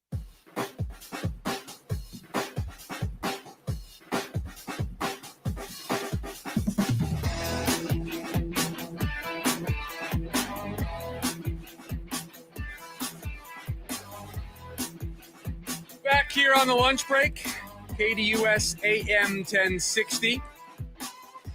It's a Wednesday, which means we do a top 5 list. And in honor of the Cardinals having their starters play in the preseason, because it was last year in which, reading a story on ESPN right now, that James Conner didn't play in preseason, Trey McBride didn't play in preseason, Michael Wilson, Greg Dortch didn't play in preseason, Budda Baker, Jalen Thompson didn't play in preseason, Zaven Collins, Mac Wilson were rested during the preseason. The starters are going to play in this game over the weekend. Jonathan Gannon said that the starters are going to play because last year, none of the primary starters, except Marvin Harrison Jr., who played 3 snaps, participated in the preseason. So we can get excited about seeing some of these starters participate. So with that being said, let's do a list. Now, producer Evan, this is where, as the producer of the program, you have to make a decision. We can do this. We can do this list music, or it's an NFL list. We can do this music. Let's do the NFL. It's the right answer. It's the right answer. It's the correct answer. How much crossover do you think we got today? I don't know. I feel like my list's a little odd. I got it in front of me today. I don't have it typed out. It's right here. You wrote it down? Wrote it down. Old school. Old school today. I went first last week. Old school in honor of them playing players in the preseason. Right. They're going old school by playing their starters in the preseason. I went old school and wrote it down. I went first last week. All right. I will start with my number 5. Just because he's the quarterback, I think that he's interesting, but I certainly don't think he's in the top 4. Kyler Murray was the 5th most interesting or most excited I am to watch a player in the preseason. I put Kyler a little higher than that. I have Kyler at number 3 on my list. Just because it is the preseason, so I don't think he'll do this. But there's always that chance that he has one of those plays where he's just running around all over the place, making an incredible throw, or he just throws a bomb down the sideline that gets us all excited? Because again, a lot of this, most of this, is going to depend on his play. And I think the quarterback is always somebody that we're going to pay attention to, again, especially because he hasn't played in preseason over the last couple of years. So I put him at number 3. My number 5, put the tight end, Trey McBride. Number 5 for me, tight end Trey McBride. And the reason why I put him number 5 is because last year, the coming out party for Trey, the emergence as one of the next generation of elite tight ends. I've said this before. The Kittle, Kelsey, Mark Andrews era of tight end, it's being replaced. It's Brock Bowers. It's Trey McBride. It's Sam Laporta. Those 3 are going to usher in a new era of eliteness to the tight end position. That was his coming out party. How does he follow it up? You may see some breadcrumbs here in this game. How much he's used in however many snaps he plays. So I put him at number 5. Number 4 for me. I went with a stretch of new additions here on this list. Okay. Number 4, Dalvin Tomlinson. Dalvin Tomlinson. So you know what? You're super excited to see the beef up front. Excited to see the beef up front. Give me the trench play, baby. You're going to see that in my next pick, too. I also am in the trenches with you at number 4. It's just not Dalvin Tomlinson. Wrong side of the ball? Nope. Right side of the ball. Give me Darius Robinson, number 4. It's a good pick. I went back and forth on those 2. I think you could put any of the 3 defensive, Robinson, Tomlinson, Calais Campbell. I mean, Calais Campbell back in a Cardinal uniform, it maybe should be, for me, an HM. Calais Campbell. Did not get him in the top 5. Should be an HM because he's back in a Cardinals uniform. And even though it's preseason, I think that's going to be a very cool moment this weekend. And I think the ovation for him is going to be something to behold. It's going to be pretty cool. So an honorable mention, an HM for Calais Campbell. You could pick any of those defensive linemen here for this spot. I went with the player that I think by the time the season's over will have firmly taken over that starting role. And I think he's going to be great. Number 3, staying in the trenches, just moving to the outside. I'm going to take Josh Sweat. So far you have Kyler Murray 5, Dalvin Tomlinson 4, and Josh Sweat 3. Yep. This is where I had Kyler Murray. I already mentioned all the reasons why I put Kyler Murray higher up on this list. He's the quarterback. There's the most pressure out of anybody on this team on him. His future, I think, hangs in the balance. He's always potentially able to have that one play. It's always a possibility. Just wows you. So I put him at number 3. Number 2 for me. Looking for a breakout year, Marvin Harrison Jr. I think there was a lot of questions about last year, even though you and I both think he was good, and his numbers say he was good. Marvin Harrison Jr. was not as bad as people make him out to be from last year. But I'm excited to see what they do with him in this offense. Hopefully we can see the new and improved Marvin Harrison Jr. with the 15 pounds of muscle and everything else this weekend. So excited to watch him. Would it surprise you if I told you Marvin Harrison Jr. not on my top 5? Yes. Not on my top 5. That would surprise me. Number 2 for me. How could you not want to see the steal of the 2025 NFL draft? How could you not want to see Will Johnson out there potentially making a play or 2? My number 1. Oh, you're number 1. Okay. I just, again, Jonathan Gannon tells me all the starters are going to play. He's got 12 starters listed on defense, so I don't know how he's going to work those guys through. But Will Johnson as a rookie, I'm sure they're going to want to get some stuff on tape for him. And so I'm excited to see him, whether it's in this game on Saturday because the starters play or if it's in a future preseason game. I'm most excited to see him play because if he reaches the potential of being a first-round pick, which he should have been if not for the injury, and the Cardinals got to steal regardless, but they have a number 1 corner to go with their other 2 players that I think could be number 1 corners, and Max Melton could already be a number 1 corner. Imagine having 2 shutdown corners on the outside. It's going to help your defense tremendously. So that was your number 1. My number 1, it's the biggest splash that you've made in free agency since getting here as the GM, Monty. Of course I want to see Josh Sweat. Of course I want to see the guy that's supposed to raise the floor of your pass rush group. Of course, I'm excited to see the guy that is in some ways being looked at as the savior of what was a major sore spot, a major problem last season. So you betcha I'm excited to see Josh Sweat. Trey McBride, number 5. If he is a sack this weekend, and he's going to play 3 plays. That place is going to go nuts. But he's only. What if he gets their first play to Mahomes? Just one more time, right? I mean, how many times he got Mahomes in the last? We got him. What, you got him twice in the Super Bowl? Yeah. So the last game they played, he got him twice. We're not going to overreact if Josh Sweat sacks Patrick Mahomes on Saturday. Okay. As a group, let's all agree to it right now. Everybody listening, do you agree? Those of you watching on the YouTube, do we all agree we're not going to overreact if Josh Sweat picks up another sack of Patrick Mahomes on Saturday, right? And he will. We're all in agreement. We're going to properly react to that on Monday. Trey McBride, number 5 for me. Darius Robinson, number 4. Kyler Murray, number 3. Will Johnson, number 2. Josh Sweat, number 1. The players that I'm most excited to see draw in this preseason now that we know that the starters are going to play over the weekend. Now, just because Jonathan Gannon says the starters are going to play doesn't mean everyone is going to play. There may be somebody that's banged up. Like with Marvin Harrison Jr. coming back from the knee, he is a starter.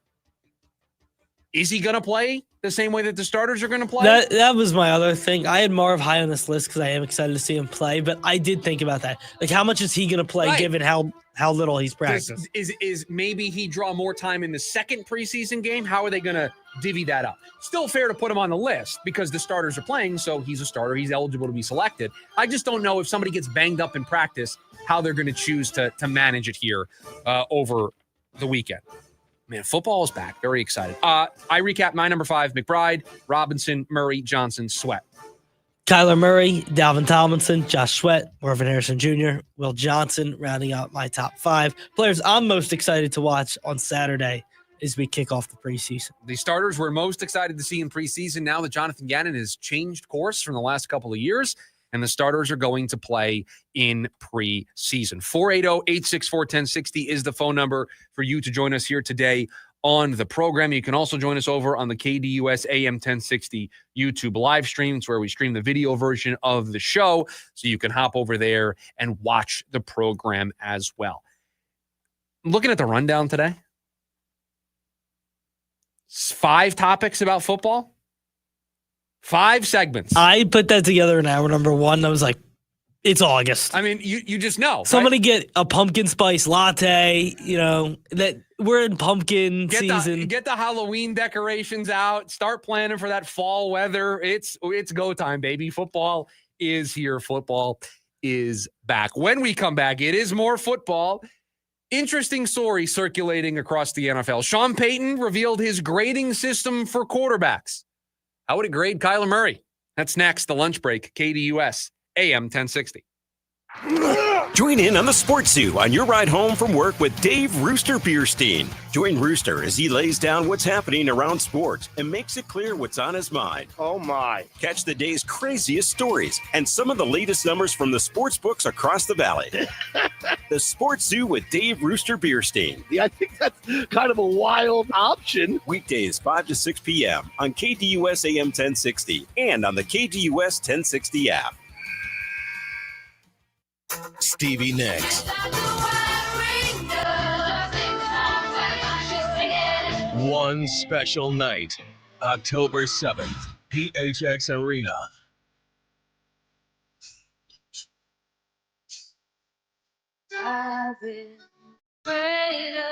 Tickets on sale now at livenation.com. Don't miss Stevie Nicks. Live at PHX Arena. In Las Vegas, live music doesn't just start, it hits different. The biggest names in music will be taking the stage. Beyonce, Pitbull, Nas with the Las Vegas Philharmonic, Motley Crue, Gym Class Heroes, Kelly Clarkson, Janet Jackson, Lynyrd Skynyrd, live in Vegas. Go to visitlasvegas.com to see the full summer lineup. At Nationwide Vision, we make the back-to-school season crystal clear for you and your kids. With convenient scheduling and personalized treatment plans for the whole family, we keep things simple and stress-free. so your kids can face the day with confidence. Because vision shapes learning, and learning shapes life. Get 50% off a complete pair and give your family the clarity to thrive in every part of their journey. Schedule an appointment today to find your focus at Nationwide Vision. We finally switched to T-Mobile because with them, we can be connected here and there. ¡Listos todos! Estas son las mañanas. Now we just need to harmonize. Switch today. Get 4 Samsung Galaxy S25 phones with Galaxy AI. Plus, get 4 lines for just $25 per line. Visit a store, T-Mobile.com, or call 1-800-T-Mobile. 1-800-T-Mobile. For well-qualified customers with autopay plus taxes and fees and $35 per line connection charge. Minimum 4 lines on plan. Contact us if canceling lines. Plus $5 per line without autopay. Debit or bank account required. Visit T-Mobile.com. Life's better with American Family Insurance because we know it's not just a car, it also drives your children's dreams. So whether you're going to soccer practice, robotics club, or opening night in the school play, we help protect those dreams. Save up to 23% when you bundle insurance. Get a quote and find an agent at amfam.com. Products not available in every state. Visit amfam.com to learn how discounts may apply to you. American Family Mutual Insurance Company, SI, and its operating company, 6000 American Parkway, Madison, Wisconsin. Hi, I'm Andrew the Homebuyer. Selling your house right now the traditional way isn't so easy. The average home is taking months to sell. Fortunately, I can help. I'll come to your home and give you a cash offer within minutes. Then we can close in under 5 days. And I'll make sure you get as much money for your house as possible. Call me, Andrew the Homebuyer, today, and let's get your home sold. Visit AndrewTheHomebuyer.com. That's AndrewTheHomebuyer.com. The Varsity Sports Show with Vince D'Alicio is your hub for everything high school and college sports. Join Vince and friends as they give you the full picture on student athletes and where they're heading. Live interviews with coaches across the valley. Asking some of the tough questions. Varsity recaps and in-depth interviews with tomorrow's sports stars. The Varsity Sports Show with Vince D'Alicio. Live every Saturday morning from 9 to 11 a.m. here on KDUS AM 1060 and on the KDUS 1060 app.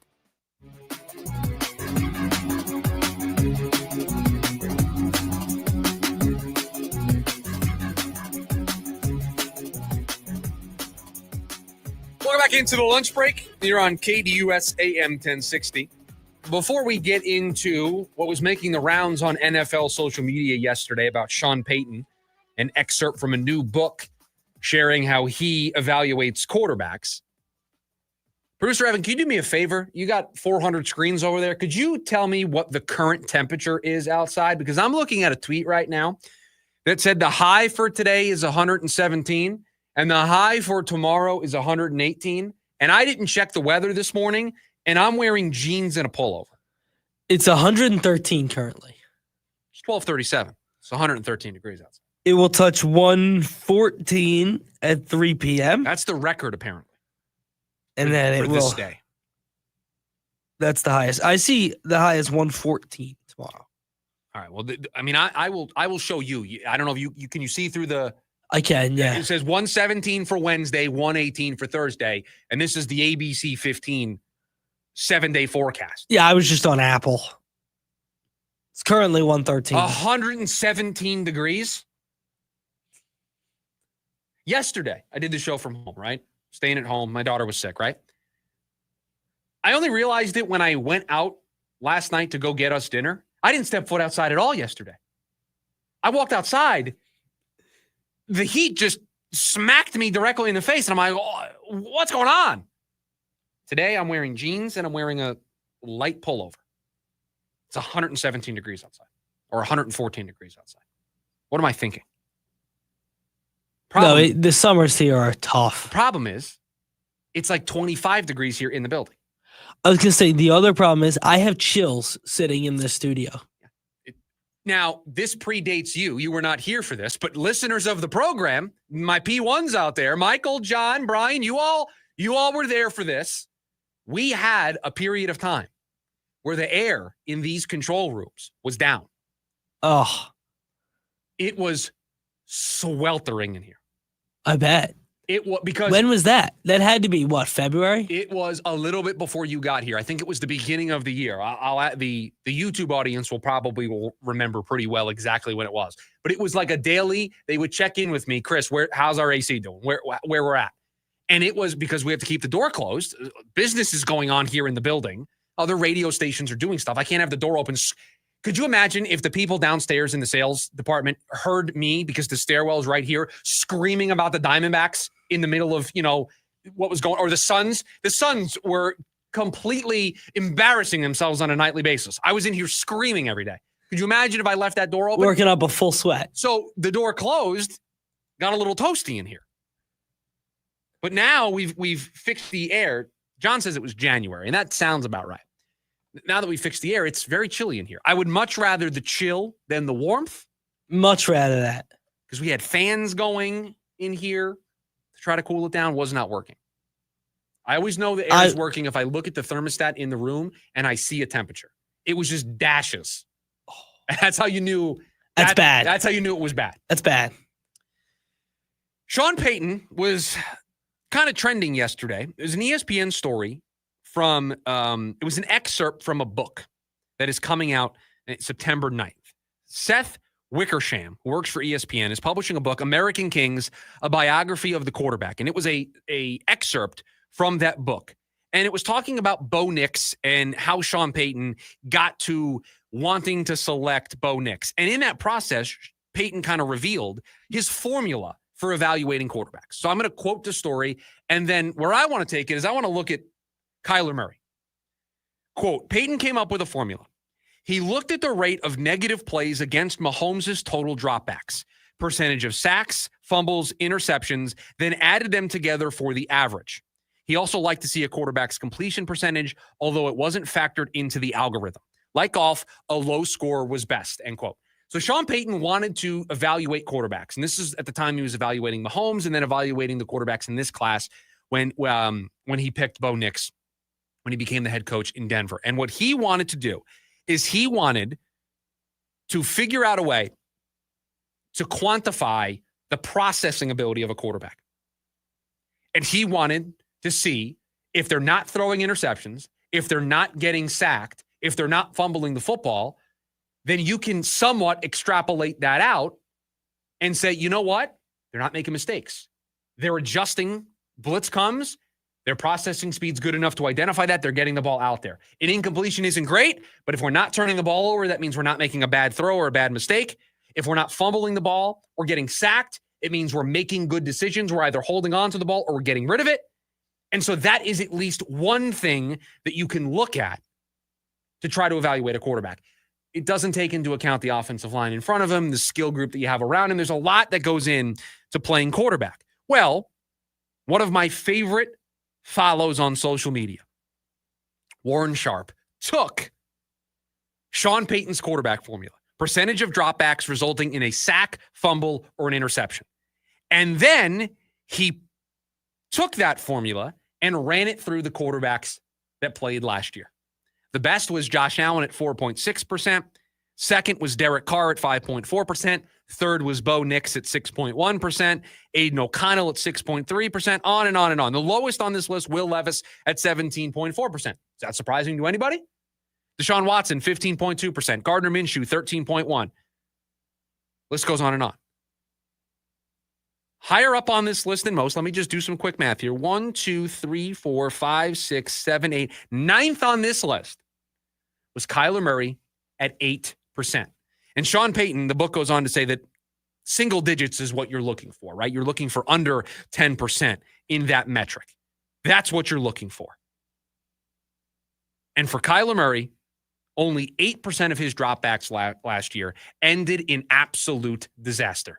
An interception, a fumble, or a sack. Maybe a new way for all of us to look at Kyler Murray. Maybe Sean Payton is on to something here. Do I think it's going to be the ultimate predictor of a quarterback's success or failure in the pros? Can you take this and look at the quarterbacks in next year's draft class and determine that guy's going to be awesome, that guy's going to be a bust? No, I don't think it works like that.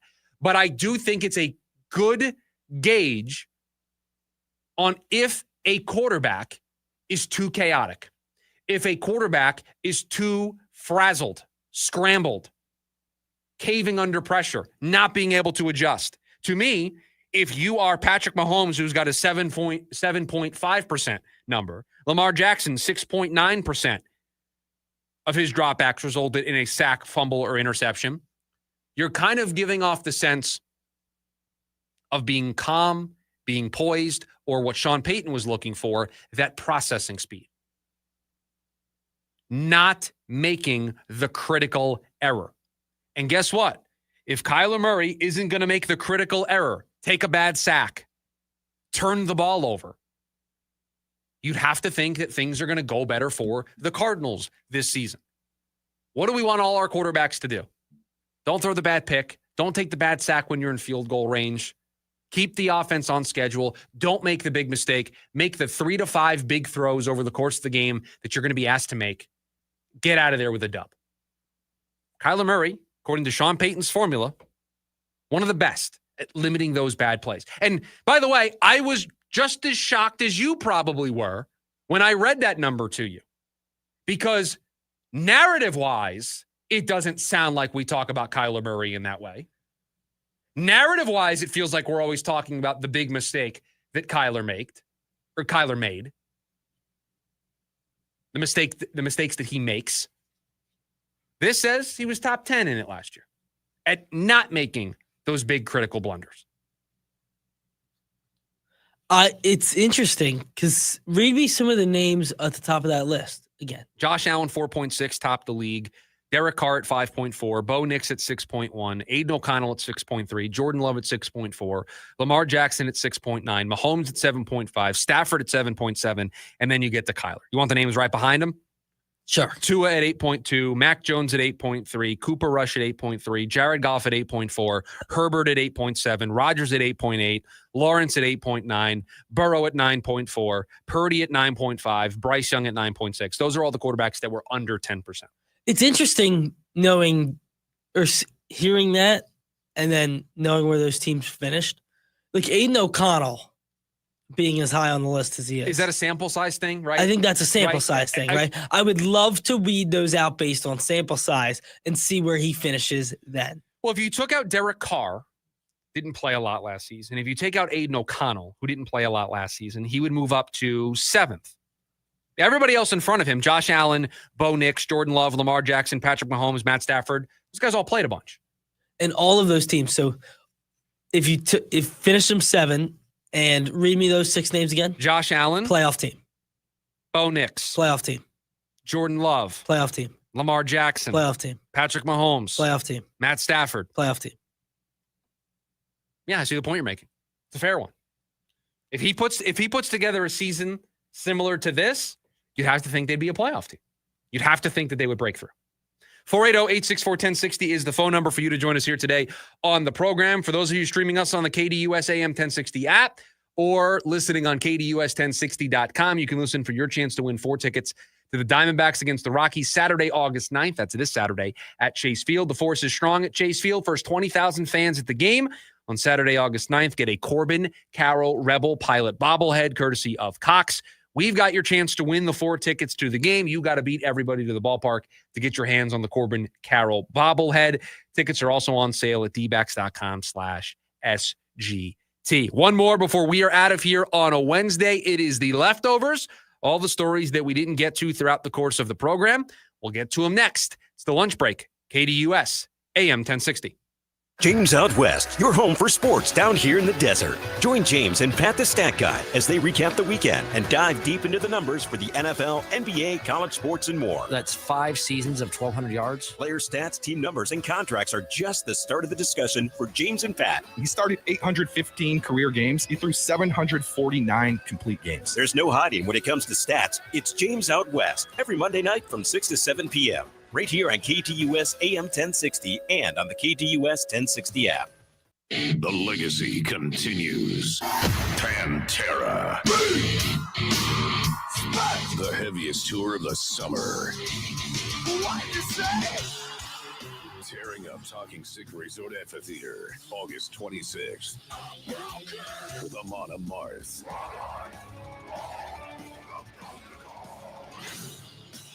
On sale now at LiveNation.com.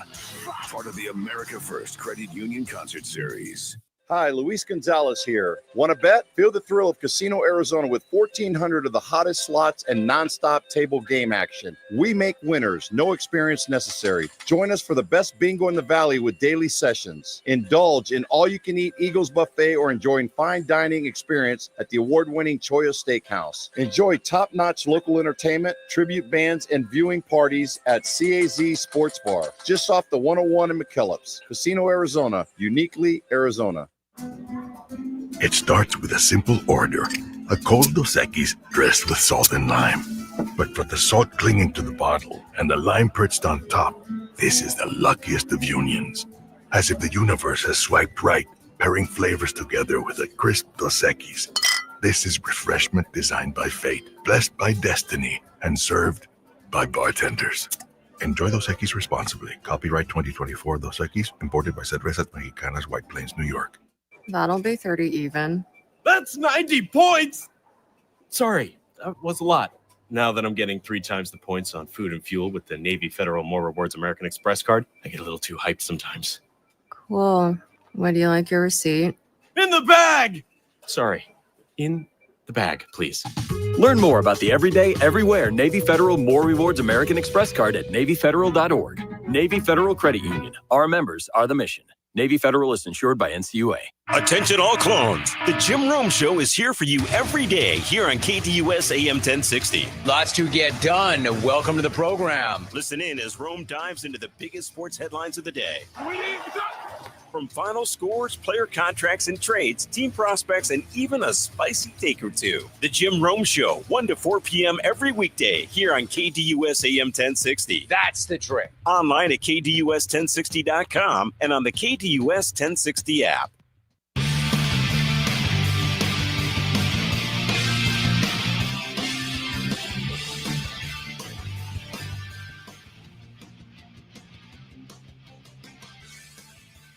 Wrapping up the Wednesday edition of the program. Jim Rome, top of the hour. Producer Evan has the stories for the leftovers before we get out of here. Take it away, my friend. I got them all, and we'll start with an interesting one. In the National Football League, they made an executive decision yesterday to ban smelling salts in the league. And listen, I've seen players upset about it. I saw one tight end in particular very upset about it yesterday. I think we're talking about the same player. Yeah, George Kittle was not happy yesterday. He was not. I don't know. I am not going to try to pretend to be an expert on this.